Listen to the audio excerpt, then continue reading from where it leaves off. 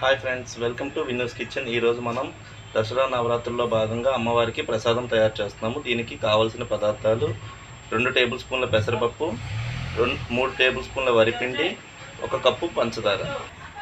ముందుగా 2 టేబుల్ స్పూన్ల పెసరపప్పుని బాగా వేయించుకోవాలి, గోల్డెన్ బ్రౌన్ కలర్ వచ్చినంత వరకు.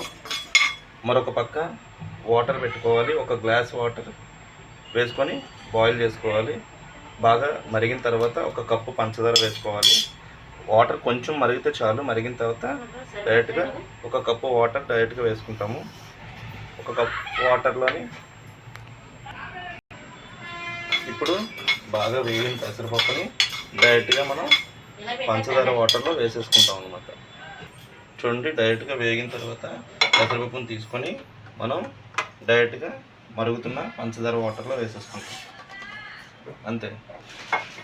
పెసరపప్పు బాగా ఉడుకుతున్న లోపు మనం 1 కప్పు వాటర్లో 3 టేబుల్ స్పూన్ల బియ్యం పిండి వేసి పలచగా కలుపుకోవాలి. చూడండి, పెసరపప్పు బాగా ఉడికింది. ఉడికిన తర్వాత ఇందులో మనం ముందుగా కలిపి పెట్టుకున్న బియ్యం పిండి మిశ్రమాన్ని వేసుకుంటాం అన్నమాట. ఉండలు లేకుండా కలుపుకోవాలి. దగ్గర అయ్యేటప్పుడు కొంచెం ఇలాచీ పొడి వేసుకొని దింపేసుకుంటే సరిపోతుంది. అంతే, వేడి వేడికి మనం నైవేద్యానికి సిద్ధమవుతుంది. ఫైనల్గా కొంచెం ఇలాచీ పొడి వేసుకొని కలుపుకొని దింపేసి అమ్మవారికి నైవేద్యం పెట్టుకుంటే వేడి వేడి తిమ్మనం తయారైపోయింది. ఫైనల్గా అమ్మవారి ప్రసాదం తయారైపోయింది.